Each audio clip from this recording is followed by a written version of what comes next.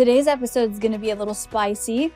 You have the power to fix this. Don't you see that? And I want you to think about those things that you really want. You think about them, you dream about them, you journal about them. How bad do I really want it? And what's the evidence to show that? Nobody wants to do these hard things. The people who are successful do them anyways. You are the 100% creator of your life. Embodied CEOs don't chase trends. They pave the way. They lead from within, moved by purpose, unshaken by noise. When you are the source, you do not need permission. Hello, everybody. Welcome back to the podcast. I hope you guys are having an amazing week. I can't believe it's like almost holiday season. We're finally getting our amazing weather in Texas. I'm always happy when it's like almost Halloween time because that means fall's almost here. Even though it's technically fall, Texas is usually a little behind. Today's episode is going to be a little spicy. I thought about creating a series. Maybe I'll still do it, or maybe I'll just like sprinkle them in. But I thought about creating a series that was like Emily Unhinged, and I could just rant. Because, you know, I can be really direct from a place of love. And I think sometimes people need that and like that about me. So today's is going to be like that. It's going to be Emily Unhinged, and it's going to call you out on something. And I think even I need to be called out on this because it's something humans do. And it is directly related to business, but it's also directly related to life in general. And okay, so let me explain something. I think one of the biggest contributing factors to success in general and my success over the last 10 years, when I look at it, is the relentless action that I'm willing to take and the mindset of I'll do anything it takes to create the success, even if it's hard, even if I don't really want to do it. Relentless with action. And I had this memory, like when I think back as a kid, I would have some, not like immediate family members, but like cousins and family members that were older than me. And they would always complain about their life. Like they would complain about like where they lived and their job. And they were like older. I was, 14, 13, and they were adults. And so I'm the kid here, and they're telling me like how horrible it is, and they hate their job, and they don't like where they live, and da-da-da. And I remember I always thought, like so strongly, I was always like irritated because I was like, well, then why don't you get a new job? Like, or change it, or like do something different. Like, I never understood, why are you sitting here telling me how horrible or how you don't like something in your life, and why don't you go change it? And as I got older, I would make friends, and even in adulthood, like make friends, and people would do the same thing. Like they would tell me, not even in like a complaining way, but they would tell me how they don't like their job, or they're exhausted, or whatever. Like they want to lose weight, they don't feel good, you name it, okay? All the spectrum of struggles that humans have. And I still would always feel like I would tell them, hey, well, like there's other options. You could do this or you could do that. Like you have the power to fix this. Don't you see that? And I would say that to them, and people would always be like, and some people implement, but most of the time their response is like, yeah, you're right. I know. Like, I know that that's what I have to do, or I know that if I did that, it would change. And then they wouldn't do it. And when I was a teenager, like 16, 17, I had a job that I worked for my mom, and it was just in an office. And like a lot of the other people, it's a company she doesn't have anymore, but a lot of the other people in there, they would come to work, 9 to 5, same thing every day. They'd leave work, they'd go drink and talk about what they hated about work. And I made friends with some of these people that were, in their 20s, and I was 17, and I would go hang out with them on the weekend, and I would watch this, and I'm like, this sucks. Like, why would you have this be your life where you're just showing up because you feel like you have to for a paycheck? You're not only that, like you're spending your entire day doing something, and then you're spending your entire night complaining about what you don't like about what you just did during that day. And then you talk about dreams as if like, oh, that'd be nice. but I can't have that. I'm always and have always been so frustrated by this because to me, it's so obvious. It's like, you can change it. Like, you can take actions. No one's coming to save you. So this gets me thinking on something because I think we all do this. Okay. I have really spent a lot of time in the last year-ish thinking about how we love to be the victim. And I think there's like extreme victim mentality that's really obvious. And then I think there's like this hidden victim mentality that we convince ourselves is not.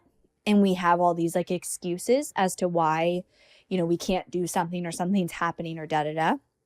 And here's the thing, like it's all a story.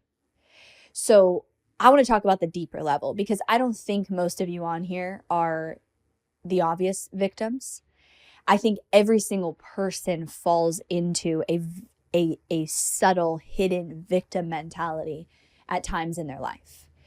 So what I want to ask you and then talk about this is, how bad do you really want it? And I want you to do an audit of your life. And I want you to think about those things that you really want. You think about them, you dream about them, you journal about them, those big dreams. Maybe it's the revenue in your business. Maybe it's a life where it's quitting your job and it's starting your business. Maybe it's having a team so you're not in the day-to-day of your business. Maybe it is a lifestyle where you work 20 hours a week and do something else 20 hours a week. Whatever that is, everyone has them. And entrepreneurs especially are really good at dreaming those things up. And we're also really good at believing that they can come true. Like, we do believe that, or we wouldn't be here, because we consistently go, here's a reality that doesn't exist. I'm going to go create it. However, the question is, how bad do you really want it? So think about those things that you really want and that you think about, and maybe you wanted it for years. And then I want you to say, how bad do I really want it? And what's the evidence to show that? So if you look at those dreams and then you ask yourself this question and you say, I want it really bad. I think about this every single day. I want it so bad. Okay. Can you find evidence in your actions that you want it that bad? Like, if you look at the last, and maybe your answer is yes. I'm not saying it's not. I'm just challenging people here. If you look at the last 90 days of your life and you think about that dream, have you really gone all in making it a reality? Or are you like 1 foot in and 1 foot out? Or like, yeah, I'm in, but these other things have to fall into place first. Or here's why I can't do that yet. Because I can promise you, the people who want it more are going to have it. And I saw this video from someone that was like, nobody wants to do some of the things that they have to do. Like, nobody wants to have to make 50 sales calls or whatever the thing is, like put in a 12-hour day in their business because they're in a season of that. Nobody wants to do these hard things. The people who are successful do them anyways. And the biggest lie we tell ourselves is that it's supposed to be comfortable. It's supposed to be easy. Ease is different than easy. I talk about ease on the podcast. That's different. Easy is like no work, no effort, whatever. The point of life, I don't think, is actually to be happy. I think the point of life is to grow and evolve. And that means discomfort. That means challenge. That means facing fears. That means doing the hard shit. So when you look at the dreams and then ask yourself, how bad do I really want it? And am I outsourcing this becoming my reality, or am I taking 100% accountability for it to become my reality? And if I had to take a little more accountability, what would that look like? Because I see this in entrepreneurs. I see this too much, where they go, I really want the $1 million business, and I want the freedom. I don't want to have to work in my business, in the day-to-day. I want what you've built, Emily. But I don't want to do any live webinars, and I'm not really willing to pay enough for a team. I don't want to, talk to people who didn't buy and have conversations, because that sounds like too much work. It's like, no, so you don't actually want it. Because if those things are required to get you that success, then do them. I know you don't want to do them, but do you want the thing on the other side? On a personal level, I have a friend recently that I was talking to, and they have a very packed schedule constantly. Like, I've been their friend for a while, constantly like packed schedule, and they don't like it. Like, they not complain about it, but they're like, I got to do something about this. And my answer to them was like, well, what do you want more? Like, do you want the other side of not having a completely overpacked schedule and too busy life and too many demands on you? Do you want that more than having to face and say no to the people you're going to have to say no to, and change around your life, and the fear of like loss of money and, shifting around allocation? Because it's possible, but how bad do you want it? And I ask myself this question all the time, because I will look at something that I want to create, and there will be the uncomfortable things. There will be the things I'm like, oh, I don't really want to do that. Like, I don't want to do that, but I have to do it. And it's like, well, what do I want more? Do I want the thing on the other side? Do I want to become the person on the other side of it? Do I want to have this thing on the other side? Or do I want to stay comfortable and happy in making the same decisions? What do I want more? And it's that simple. And then it's like, okay, it's up to me. I also think we fall into this very tricky victim mentality. And I've done it so many times, where we blame things like, oh, it's because I have young kids, or, oh, it's because, my team messed up, or I don't have a team, I don't have enough help, or like, oh, once I get more clients, then I will have enough money to be able to do that, and then that will become true. And while there's definitely like logical, logistical things, lately, I've been really challenging all those things. Like, for example, the thought of, oh, I have young kids, and so therefore I can't have a highly successful business. Not true. You can have both. And I was actually I took my daughter to horseback riding, and she does like a group lesson. And one of the moms, who I don't know, sat down next to me, and we were talking, and, I don't know exactly how it came up, but she said something like, yeah, you can't really have successful career, young kids, eat healthy, and work out all at once. And I looked at her and I'm like, how badly do I want to do I want to challenge this? Because she doesn't know who she's talking to. And I didn't challenge it that hard, but I did say, like, yeah, I know that's most people's belief, but I think you can. Like, and in my head I'm going, why the fuck not? Like, why can't you have all those? Who says? Who made these rules? And so that's what I always think, because even I do it in my brain, like, oh, I can't have this and this, or it has to be this way, or like that is not normal. And it's because our brain likes the predictable. Our brain likes to see that it's been done before. And so when I do that, I challenge it and I go, well, who wrote that rule? Because I write the rules.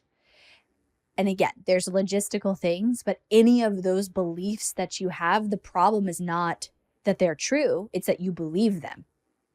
So my challenge to you today is challenge every single one of those beliefs. If I were to sit down and ask you, where do you want to be? Where do you wish you were right now? What are those dreams? What are those goals? I don't care how big they are. What are they? Don't logically think about it. And then I ask you, how bad do you really want it? And then I ask you, okay, what's the evidence to support that? And again, your answer could be yes. You could be full out, full send, making your dreams come true. And that's amazing. But I think a lot of people are not and need to be called out for that. So if I ask you that, then where's the evidence? And then if I said, what are the beliefs that come up immediately after you say those dreams? Because they're going to be things like, I've got kids. I don't have enough time. I don't have enough money. Time and money are the biggest excuses. And that's why they're the biggest objections in people, investing in your offer. Because we convince ourselves that we live in a world of lack and we live in a world of scarcity, because that's usually how we motivate ourselves. I don't have this thing.